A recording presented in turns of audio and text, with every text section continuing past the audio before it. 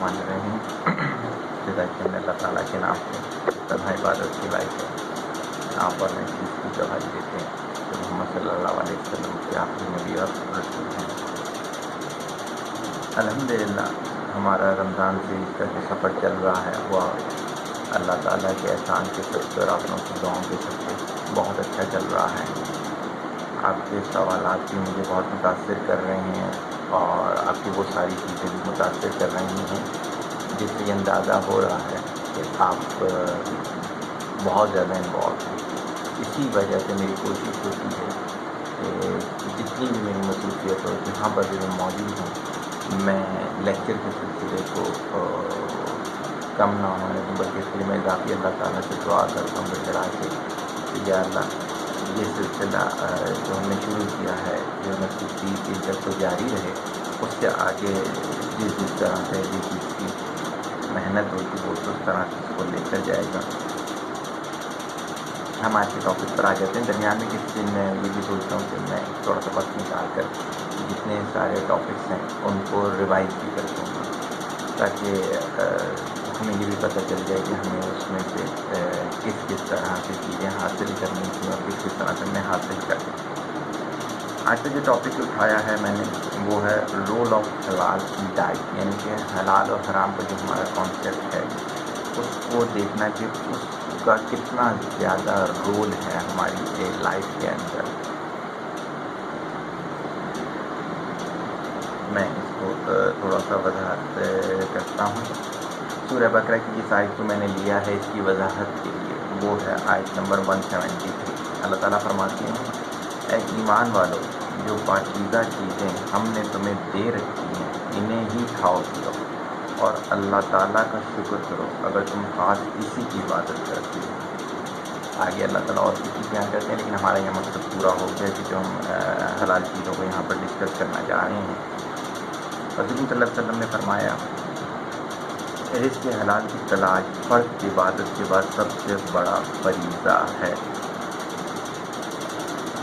بات وہیں سے شروع ہوگی جہاں سے میں شروع کیا تھا کہ ہم چل رہے ہیں برین کی اسٹیٹ کریٹ ہونے کے لحاظ سے.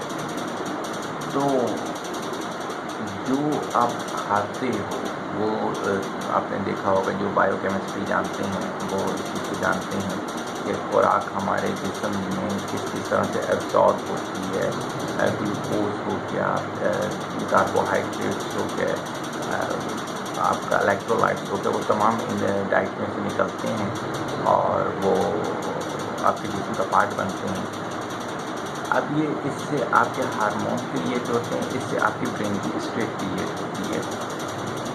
اب حلال اور حرام سے کیا ہوتا ہے؟ حرام سے حرام اسٹیٹ کریٹ ہوتی ہے، حلال سے حلال اسٹیٹ کریٹ ہوتی ہے. کچھ چیزیں میں سمجھاتا ہوں ادھر سے آپ کو سمجھ میں آئے گا. کئی جگہ پر میں نے اس کا حوالہ دیا ہے کہ ہمارے یہاں پہ جب بچہ پیدا ہوتا ہے تو وہ پہلے دن آنکھیں کھول لیتا ہے، لیکن ان ممالک میں جہاں پر ایسے جانور کھائے جاتے ہیں کہ جو جانور 7 دن یا اس سے زیادہ دنوں میں آنکھیں کھولتے ہیں، جن کے بچے آنکھیں کھولتے ہیں تو ان کی بھی بچے اتنے ہی دنوں کے بعد آنکھیں کھولتے ہیں. اسی طرح میں نے دیکھا ہے کہ جیسے میں کئی دفعہ مثال دیکھتا ہوں جم کے اندر لوگ اپنی باڈی بنانے کے لیے ہارمونس کی انجیکشن لگواتے ہیں.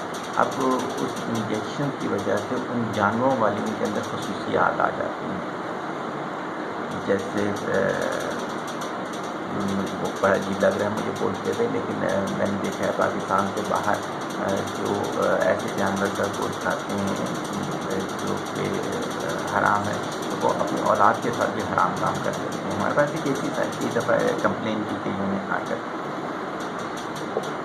اب کیا ہے کہ فرمایا گیا حلال کا لقمہ دعا اور عبادت کی قبولیت کا سبب ہے. برین کی اسٹیٹ اگر حرام ہوگی تو یقیناً وہ فیس والی اسٹیٹ نہیں ہوگی، یقیناً وہ ایسی اسٹیٹ نہیں ہوگی جو کہ تو اللہ کی طرف لے کے جاتی ہوگی، رب کی طرف لے کے جاتی ہوگی. تو وہ اسٹیٹ ہی کریٹ ہو سکتی کہ جس سے دعا کریٹ ہوتی ہے، وہ دعا جو کہ حقیقی معنی رکھتی ہے.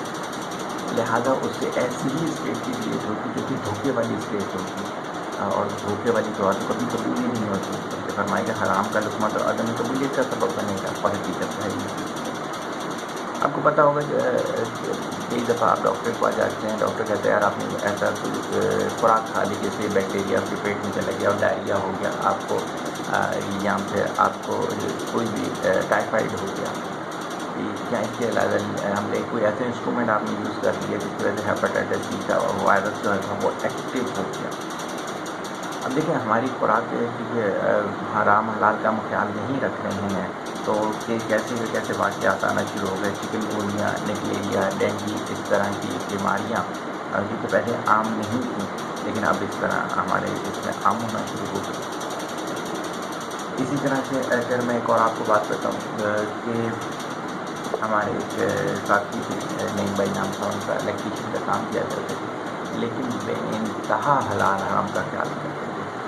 اب اس کا آؤٹ پٹ کیا ملا؟ اس کا آؤٹ پٹ یہ ملا کہ ماشاء اللہ ان کے دونوں بیٹے حافظ، دو ہی بیٹے ہیں ان کو، ایک بیٹی حافظ ہے ماشاء اللہ، اور ایک نے آرمی میں کمیشن جوائن کیا ہے ماشاء اللہ، کیپٹن ہونے والا ہے، ایک جو ہے وہ پنجاب فوٹو پوزیشن ہولڈر رہا میٹرک میں، اور آج انجینئرنگ میں بہت اچھی فیلڈ میں جا رہا ہے۔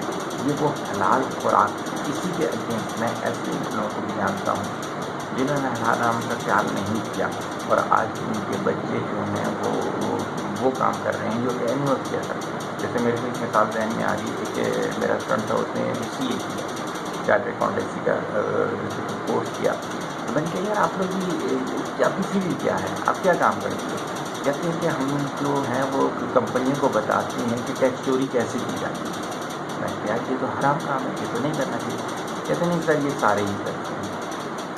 آج اس بات کو 8 یا 10 سال ہو چکی ہیں اور وہ لڑکا اب اتنا زیادہ حرام کاموں میں انوالو ہے کہ لباس کو چھوڑ ہی دیں، کہ جیسے جانور بے لباس گھومتے ہیں اور ان کی زوجہ انسان بے لباس بھی گھومتے ہیں تو ان کو کوئی حرج نہیں پڑتا، لیکن اس کے علاوہ دین کی جو بیسکس ہوتی ہیں وہ بھی انہیں نہیں پتا۔ اللہ معاف کرے، اب ان کے اولاد کا کیا سلسلہ آگے ہوگا وہ نہیں جانتے ہیں۔ میں ایک صاحب کو جانتا ہوں، وہ میں ایک دور میں یہ تھا کہ جو ہوتے ہیں پیشہ ور چور ہوتی ہیں ان کے لیے کاؤنسلنگ کرتا تھا، یہ جو ادارے ہیں ہمارے پولیس وغیرہ کے، ان کے ساتھ مل کے ان کے تاکہ وہ دوبارہ سے ان برائیوں کے اندر نہ پڑ سکے اور کسی بھی طریقے سے نکل آئے۔ تو ایک صاحب کو مجھے اچھی طرح واقعہ یاد ہے، تو مجھے کہتے ہیں کہ آپ ہمیں کیوں کاؤنسلنگ کرتے ہو؟ میں نے کہا ہماری کوشش ہے کہ آپ کے دماغ سے یہ چیزیں نکل جائیں اور آپ ایک اچھی زندگی گزاریں، آپ کے لیے نسل اچھی زندگی گزارے۔ تو وہ ہنس کر کہتا ہے کہ ہم نہیں اچھی زندگی گزارتے۔ میں نے کہا اس کی وجہ کیا ہے؟ کہتے ہیں کہ جو میرے والد نے مجھے گھٹی دی تھی وہ حرام کی شہد لا کے دی تھی چوری کر کے۔ تو افسوس ہے اس بات کو کہ وہ اس باتوں کو سمجھتے تھے اور اس کے باوجود وہ ان چیزوں کے اندر کسی طرح سے انوالو ہونا چاہتے تھے۔ لا آف اٹریکشن کو آپ کے کئی دفعہ کب پیدا ہو سکتا ہے کہ رمضان شریف کے اندر بھی لا آف اٹریکشن کسی جگہ پر آ جائے۔ جب آپ کسی بھی چیز پر اللہ کا کلام پڑھ کے پھونکتے ہو تو وہ کیا ہوتا ہے کہ وہ آپ کی بیماری کی صحتیابی کا سبب بنتا ہے۔ علم نورانی میں آپ نے دیکھا ہے۔ اس کے علاوہ کیا ہے کہ وہ آپ کی پاکیزگی کا سبب بنتا ہے۔ آپ کسی بھی پودے کے ساتھ روزانہ تلاوت قرآن حکیم کر رہے ہیں اور اس کے بعد اس کا پھل کھائیں تو آپ دیکھیے کہ وہ پھل آپ کے لیے بہترین صحت کا بھی سبب بنے گا اور ذہن کی پاکیزگی کا سبب بھی بنے گا۔ جو عورتیں پریگنینسی کے اندر اللہ تعالیٰ کا کلام بہت زیادہ پڑھتی ہیں ان کی اولاد ابتدائی دنوں کے رب کے قریب ہوتی ہیں، اور اسی کا الٹ جو عورتیں پریگنینسی میں فلمیں اور گانے وغیرہ سنتی ہیں ان کی اولاد اسی طریقے سے ہوتی ہے۔ میں ایک شخص کو جانتا ہوں، اللہ تعالیٰ اس کو بھی ہدایت کی طرف لے کر آئے، کہ وہ قوم لوط کی گناہ میں مبتلا تھا۔ جب اس کے گھر اولاد تھی تو مجھے اس خاتون نے آ کے بتایا، ان کے علاقے سے کہ یہ ایسی ہیں جو کہ میرے پاس ٹریٹمنٹ کے لیے آتی تھی۔ انہوں نے بتایا کہ اس کی جو ہے پاٹی والی جگہ ہے وہ بلڈنگ ہے، اور آپ کو پتہ ہے قوم لوط کا گناہ یہی والا تھا، لیکن اللہ تعالیٰ نے حرام چیز کو کس طرح سے وہاں پر واضح کر دیا۔ اب یہ ہے کہ ہم اگر ان چیزوں کو دیکھیں تو کہیں کو تو یار خوراک ہے، آپ کوئی بھی چیز کھا لیں اس سے کیا فرق پڑے گا، لیکن جو بلڈ میں جائے گی، جو ہارمونس میں جائے گی، وہ وہی بلڈ جو ہے وہی ہارمونز آپ کے برین میں جائیں گے، وہ برین میں جا کے وہ اسٹیٹ کریٹ کریں گے. اور وہ کون سی والی اسٹیٹ ہوگی؟ وہ دھوکہ دہی والی اسٹیٹ ہوگی. وہ کون سی والی اسٹیٹ ہوگی؟ وہ آپ کی شیطان والی اسٹیٹ ہوگی. پھر آپ کو دل کرے گا شیطان میں. ہمارے پاس ایسی بچیاں بھی آئیں, آپ حیران ہو جائیں گے, ان کے رونگٹے کھڑے ہو جاتے ہیں میرے جب میں باتیں کرتا ہوتا ہوں. انہوں نے کہا کہ نہ ہم گھر میں ابو کے ساتھ اکیلے نہیں رہتے. لیکن مجھے کا کیا مطلب ہے؟ یعنی کہ جس بیٹی کو اپنے باپ سے خوف آتا ہو تو کیا کہا جائے, اس کی وجہ یہ ہے حرام کھانا.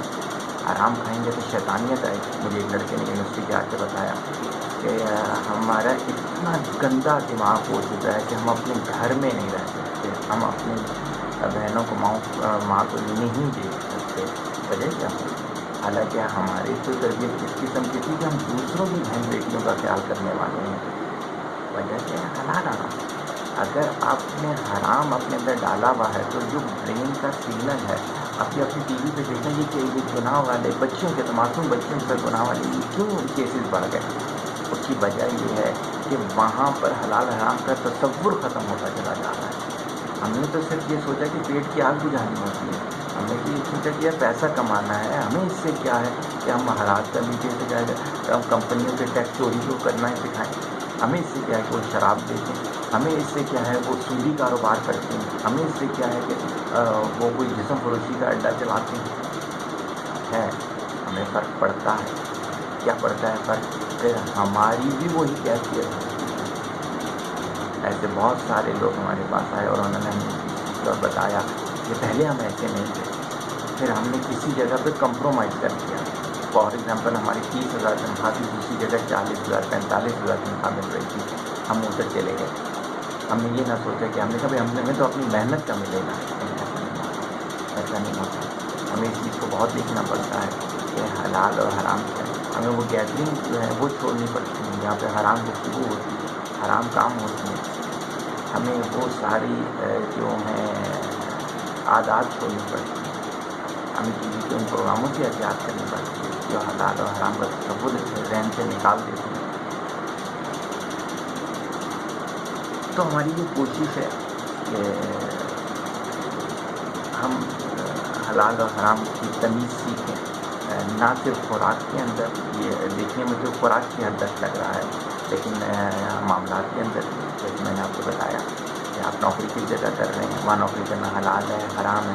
آپ کسی جگہ بیٹھے ہوئے ہیں, وہاں بات کرنا حلال ہے حرام ہے. آپ جو لباس پہنے ہیں, یہ لباس آپ کے لیے حلال ہے حرام. اگر پورا پورا جسم آپ کا نظر آ رہا ہو وہ کہاں سے حلال ہو گیا آپ کے لیے. آپ جو پروگرام دیکھیں, کیا تنہائی کیا پروگرام دیکھ رہے ہیں, رب تو تنہائی میں بھی وہی ہے. تو آپ نے چیک کرنا ہے کہ کیا یہ پروگرام دیکھنا آپ کے لیے حلال ہے حرام ہے. اب جو کتاب پڑھ رہے ہیں, کیا یہ کتاب پڑھنا آپ کے لیے حلال ہے یا حرام ہے.